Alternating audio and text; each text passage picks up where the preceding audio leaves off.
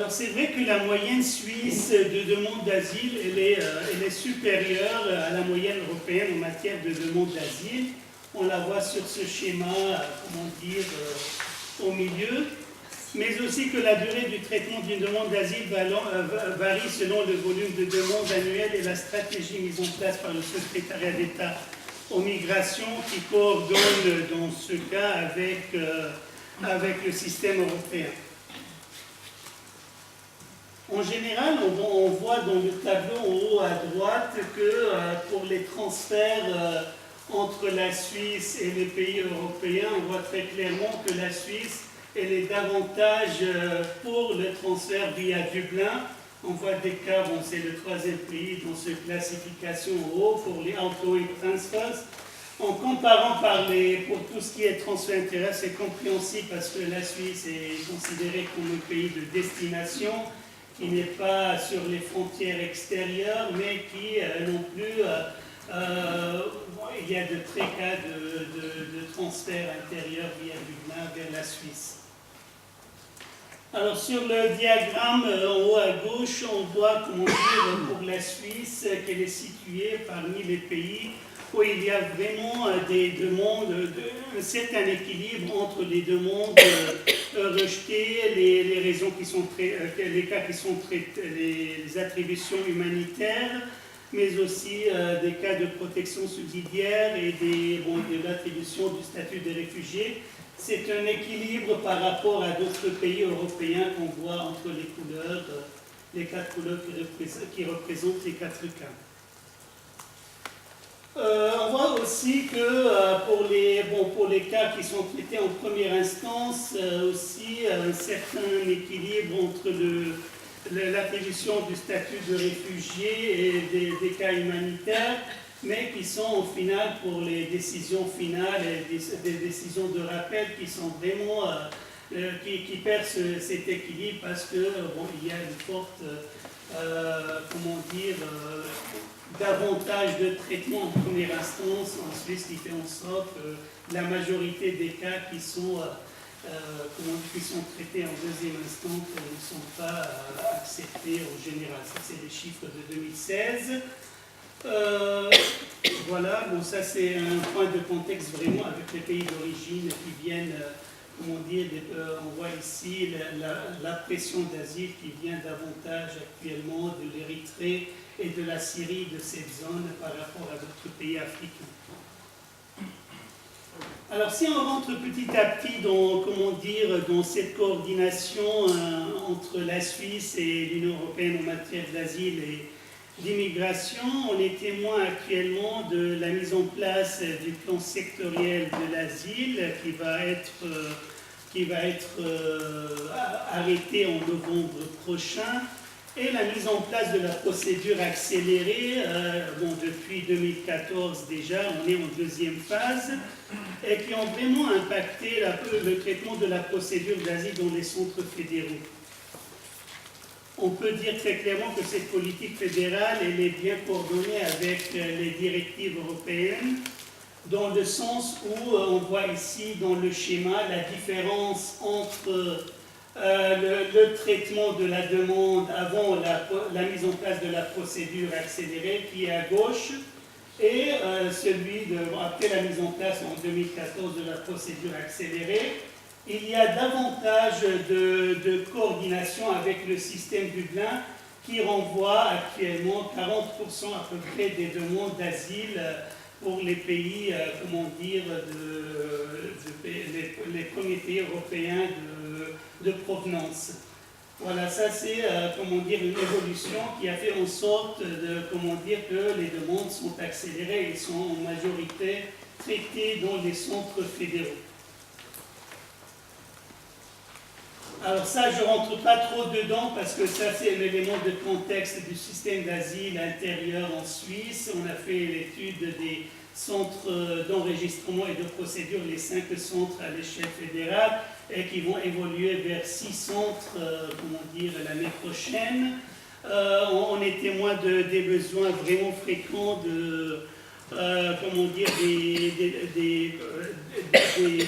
des besoins en matière d'hébergement, d'évolution d'infrastructures et d'amélioration du système de gestion du flux en général.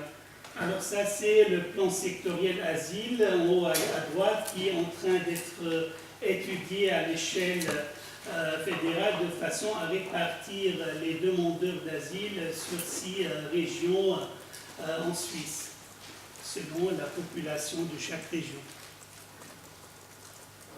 Alors, pour passer à l'évolution des rapports entre l'Union européenne et la Suisse en matière d'immigration, bon, il est utile de rappeler les accords bilatéraux en 1999 avec le libre circulation des personnes. Après, bon, ces accords qui ont évolué en 2004 avec les accords et le renforcement de collaboration avec les agences européennes. Dans ce cadre-là, les directives de collaboration ont été définies avec Frontex, Europol et ASO. Suite à cela, pendant 10 ans, c'est vrai que la société, la population en Suisse a évolué suite à ce qui s'est passé depuis 2011. Et il y avait la votation populaire en février 2014 qui était vraiment contre l'immigration de masse et qui a voulu que les autorités fédérales arrêtent ce système met en place un système de quotas. Après, puisque la Suisse est un pays, de compromis, cette votation populaire n'a pas été vraiment mise en place, elle a été beaucoup discutée. En décembre 2016, il y avait renonciation, à cette volonté populaire au quota, avec, en contrepartie, les parlementaires ont voulu, mettre davantage l'accent sur la priorité nationale et la favorisation de la main-d'œuvre et le marché local, pour qu'elles puissent vraiment, maintenir ces relations et ces avantages de collaboration avec l'Union européenne, surtout en matière de recherche et de développement. Ici, on voit dans ce diagramme l'influence, de la votation populaire entre des cantons en rouge, en haut à gauche, où il y a une majorité des étrangers qui ont voté, qui n'ont pas voté cette initiative populaire, alors que la majorité des cantons où il n'y a pas beaucoup d'étrangers l'ont voté massivement. Il est utile d'évoquer, que le droit suisse de l'asile et des étrangers s'est complexifié pour s'adapter aux directives juridiques européennes en matière d'asile et d'immigration.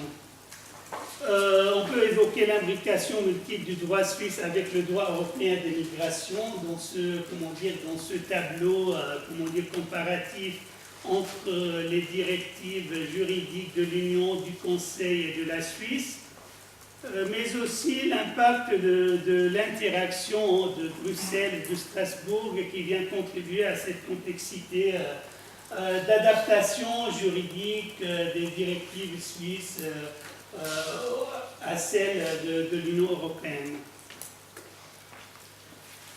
Je ne rentre pas dans les détails, j'aimerais bien souligner les points clés de cette comparaison et d'adaptation des directives suisses en matière d'asile et d'immigration avec l'Union européenne.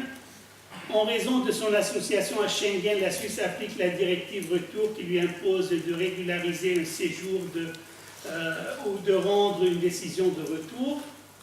Le droit suisse ignore l'institution de la protection subsidiaire. L'admission provisoire s'inspire largement de la jurisprudence de la Cour européenne des droits de l'homme dans les affaires de renvoi. Le droit suisse opère une distinction entre l'asile et l'admission provisoire qui est prononcée lorsque l'exécution du renvoi ou de l'expulsion n'est pas possible. En ce qui concerne le statut des requérants d'asile, les dispositions qui résultent de la prescription sur la détention du règlement de Dublin III ne sont pas complètement mises en œuvre. À travers la mise en œuvre de la directive retour, la conception de la détention en vue du renvoi ou de l'expulsion s'est fortement rapprochée des prescriptions européennes. Mais enfin, malgré tout, il reste encore beaucoup à faire sur le plan pratique et juridique pour adapter les directives suisses aux directives européennes, par exemple pour exécuter le principe de séparation et réglementer et mettre en œuvre des alternatives possibles à la mise en détention. Ça, c'est un point vraiment à développer en Suisse. En ce qui concerne la coordination Union européenne-Suisse via Schengen et Dublin, on voit ici dans le schéma cette coordination qui est vraiment, qui souligne les acteurs qui négocient de façon permanente en matière d'immigration et d'asile. On peut voir que le cadre juridique de Schengen-Dublin influe de manière considérable sur le travail du secrétariat d'État, d'où cette, cette organisation interne qui fait en sorte qu'il y ait toujours des acteurs, qui coordonnent avec leurs collègues dans les différents conseils et comités d'organisation, mais aussi des représentants du secrétariat d'État qui collaborent au développement du cadre juridique de Schengen-Dublin au sein de différents groupes de travail. Via Schengen, la Suisse participe à la gestion des frontières extérieures et à la politique des visas assurés en commun. Via Dublin, les accords permettent non seulement d'éviter les chevauchements de compétences, mais aussi de garantir l'examen de chacune des demandes d'asile en Suisse. Ça, c'est des diagrammes qui illustrent vraiment comment le système suisse profite pleinement du système Dublin pour le renvoi. On voit très clairement que par rapport pour le diagramme à gauche, pour le renvoi via Dublin, il est supérieur en Suisse par rapport à d'autres pays européens. Alors, bon, je reviens maintenant à ce qui nous intéresse dans le cadre de ce colloque, qui sont les formes de participation existantes de la Suisse aux agences européennes. Bon, la Suisse participe dans 11 agences et se place au 4e rang des non-membres les plus impliqués en la matière.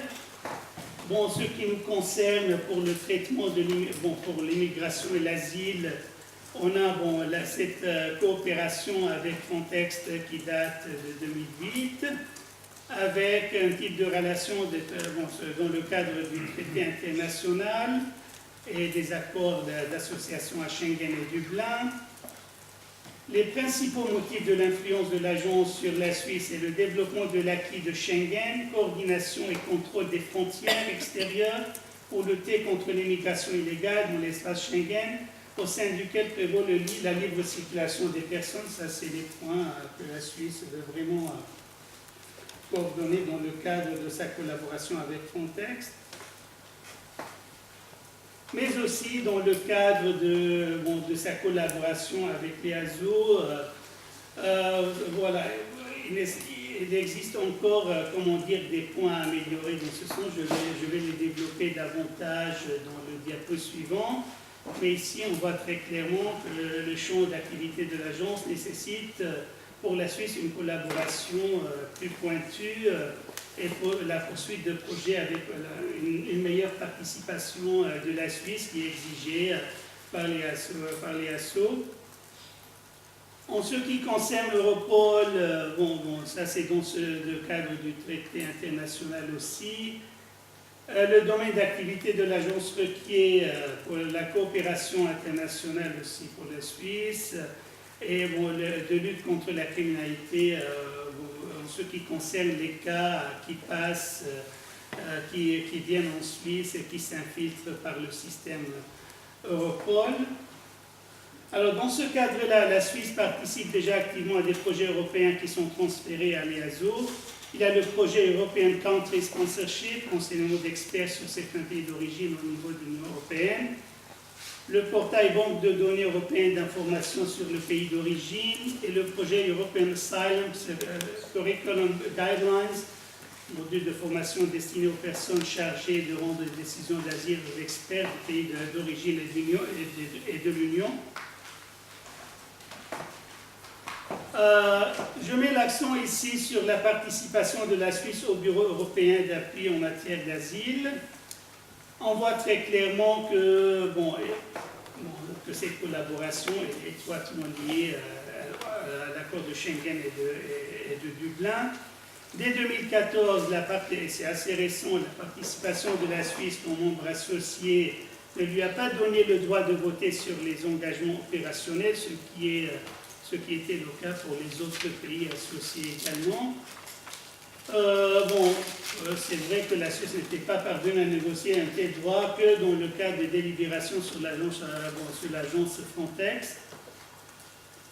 Alors, dans ce cadre-là de cette coordination avec le Bureau d'appui asile, on voit très clairement les avantages et des obligations qui sont parfois contraignantes. Pour les avantages, il y a le bénéfice de l'expertise d'autres États européens, mieux protéger les intérêts suisses, bien sûr, des synergies susceptibles d'engendrer une réduction des coûts, une efficacité accrue dans le domaine de l'asile grâce à la conduite conjointe de formation destinée aux praticiens, à la réalisation de projets communs et aux échanges d'informations via Dublin. En revanche, en ce qui concerne les obligations, la mobilisation importante des ressources en personnel pour la Suisse, lesquelles ne seront pas disponibles pour des missions en Suisse pendant la période de détachement. La poursuite de la participation suisse au comité de travail européen, ce qui implique un engagement important, non négligeable en matière financière, et les différences trop importantes entre les États membres qui ont toujours régulièrement un effet défavorable sur la Suisse. Conséquence de cette participation, l'EASO ne faisant juridiquement partie ni de l'acquis de Schengen ni de l'acquis de Dublin, la position de la Suisse en est trouvée affaiblie dans les négociations sur sa participation au bureau d'appui. C'est-à-dire, la Suisse, c'est vrai, n'a pas obtenu le droit de vote, mais pas que, il y a d'autres aspects qui ont été juridiquement qui ont posé problème au droit suisse. Il y a aussi la participation à l'EASO qui n'a pas permis de libérer rapidement des capacités de l'Organisation internationale de migration qui ont été utilisées pour d'autres tâches. Au niveau de l'administration fédérale, la participation au bureau d'appui a eu des incidents sur le plan organisationnel, en particulier pour l'ODM. La collaboration avec les partenaires européens dans le cadre de l'EASO a permis d'augmenter l'efficacité, la rapidité et la qualité des analyses pays en effectuant des missions de clarification conjointe des différents pays de provenance, réalisant des projets communs, procédant à des échanges d'informations sur les pays d'origine. Cette participation n'a pas eu des conséquences directes sur le fonctionnement du système fédéral, à savoir la coordination entre les autorités fédérales, les cantons et les communes. Cet arrangement n'a pas nécessité d'adaptation. C'est vrai que ça date un petit peu, ça a posé beaucoup de problèmes au droit suisse, mais on a vu dans les tableaux comparatifs qu'à chaque instance de l'Union européenne et une directive, il y avait une directive suisse qui a voulu adapter les flux migratoires et les demandes d'asile au droit suisse. Pour conclure, on peut dire que bien que le système politique de la Suisse est décentralisé, la politique de la Suisse en matière d'asile devient de plus en plus centralisée.